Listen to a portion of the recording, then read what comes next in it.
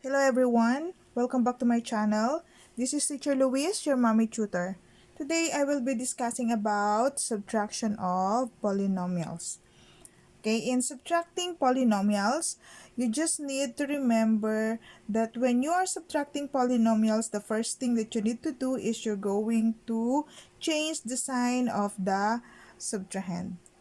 Okay, so when we say change the sign of the subtrahend, you have to change all the signs here of the subtrahend, okay, before you add them, okay? Or it's not always adding, before you do the rule in adding polynomials, okay? So actually in subtraction of polynomials, it's like adding polynomials also, okay? Because we will be using the rule there. The only difference is that we're going to change the sign of the subtrahend, and then this one, the minus sign here, will also be changed into plus sign, okay, or the addition sign. And then after we change the addition sign and the sign of the subtrahend, we are going to use the rule in adding polynomials, and that is, in adding polynomials, you just have to combine or add like terms, okay? And then, after adding like terms, simplify, and that's the answer. Okay, so to further understand what I'm saying, let us try to look at this one. The first example. Okay, so as I have said kanina, if you are subtracting polynomials, you need to change the sign of the subtrahend. Ito ang subtrahend natin. So, changing sign meaning you are going to change this plus sign into negative sign. Okay? So, ang mangyayari dyan is, this one, this will become negative 6x squared, and this becomes plus x, and this becomes plus 6. Okay? Close and open parentheses, and the sign here will also become plus. Okay? And then, for this one, yung minuend, yung first one, you're not going to change anything. Ang gagawin mo lang is, you just have to copy. So, 10x squared less 4x plus 9. Okay. Now that we are done changing everything, so, we are ready to use the rule in adding polynomials. So, kailangan alamin natin kung ano yung mga like terms. So, ano yung mga like terms? 10x squared at saka 6x squared. And then, 4x at x and 9 and 6. So, ang gagawin natin ngayon, we are going to write all the like terms together. Okay, so 10x squared and then minus 6x squared less 4x plus x plus 9 plus 6. So, after nating ma-combine or ma-write lahat ng like terms, we're ready to simplify them. Okay? By combining. So, 10x squared less 6x. So, since unlike sign, magsusubtract tayo. So, 10 minus 6 is 4. And then, copy the x squared. Next is this one, 4x and x. So, since 4x is negative here, negative, and the x here is positive, unlike sign pa rin, so we are going to subtract. So, 4 minus 1, there's no number here, ibig sabihin 1. So, 4 minus 1 is 3. So, we write 3 here and x, and then copy the sign of the bigger number, which is negative. And the last, this one, 9 plus 6 is 15. So, 15 and plus. So, the final answer here will be 4x squared less 3x plus 15. Okay, so that's how we get subtraction of polynomials. So, next, 9x plus 1 less negative 2x plus 2. So, ganun pa rin. First, we are going to change the sign. So, let us make this plus, eto plus, and then this one will be minus. So, para hindi kayo malito, you can rewrite it. Okay, so that will become 9x plus 1 plus 2x minus 2. Now that we are done rewriting and making it into plus, let's combine like terms. So 9x, 2x.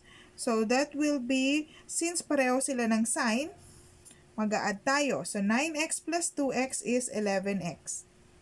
Okay? And then this one, 1 and negative 2. So here, negative 2, eto, positive 1. So unlike sign pa rin sila. So 2 minus 1 is 1. Okay? But the sign of 2 here is negative, so minus 1. So the answer here will be 11x minus 1. Okay? Another example for this one. 10x less 4x less 2x squared minus 3 plus 6x less 2x squared. Again, ang gagawin natin, change the sign of the subtrahend. Okay, so let's change everything. So this will become plus, minus 3, minus 6x, plus 2x squared. And then, copy mo lang this 10, 4x less 2x squared. And then, proceed to combining like terms. So, what are the like terms here? 10, this, and negative 3. So, 10 minus 3, and then this, 4x and 6x. So, negative 4x, negative 6x, and the last is negative 2x squared plus 2x squared. Now, it's time for us to simplify. 10 minus 3, unlike sign, so this will become 7. Okay, this one, it's negative 4x, negative 6x. So, same sign. Dahil same sign, i-add natin sila. So, this will be 4 plus 6 is 10. And then, since ang sign is negative, negative 10x. Okay, and the last, negative 2x, positive 2x. So, since unlike sign, magsusubtract. So, negative 2 minus 2 will be 0. So, eto, it will become 0. So, eto plus 0. So, dahil 0 sila, hindi mo na rin kailangan isulat. So, ang final answer dito will be 7 less 10x. At eto na yung sagot. Okay, another one. Eto naman. So, 3x plus 5 less 3x plus 4. So, anong gagawin natin dyan? Again, ika-combine natin. But before we do that, change the sign of the subtrahend. So, eto plus, eto minus 3x minus 4. Then, copy 3x plus 5. Simplifying like terms. First, we combine them. So, negative 3x, negative 3x. And then dito, plus 5 minus 4. To simplify, so since pareho silang negative 3x, same sign, add mo sila. So, this will become 6x negative. Okay, so plus 5 minus 4, unlike sign, subtract.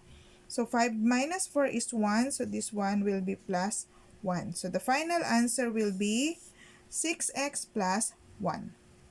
Okay, and the last thing is this negative 4x squared plus 4x less 5 less negative 10x squared plus 5. So, before we add again, we are going to change this into plus 10x squared minus 5.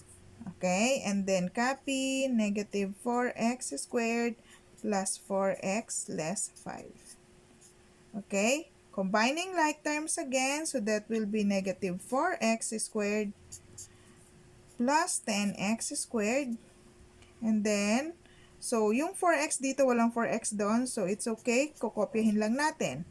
And then this one, that will be here negative 5, negative 5. So, minus 5, minus 5. Now that we are done rewriting it, simplify again. Negative 4, positive 10, unlike sign, subtract. So this will become 6x squared. Okay, because 10 minus 4 is 6. 6x squared plus, copy mo lang yung 4x. Negative 10, ang answer dito, why? Because it's negative 5, like signs. So since like signs sila, add mo. So 5 plus 5 is 10. So the final answer here will be 6x squared plus 4x minus 10. Okay, so that's how we subtract polynomials. Okay, so it's like adding polynomials, but the only difference is you need to change the subtrahend first. Okay, change the sign of the subtrahend and also change the operation from subtraction to addition, and then do as the rule in adding polynomials. So, yun lang. Okay, so I hope you learned something again today. Again, this is Teacher Luis, your mommy tutor. Please like, share, and subscribe to my channel. And click the notification bell so that you'll be reminded and updated sa aking mga susunod na videos. Bye!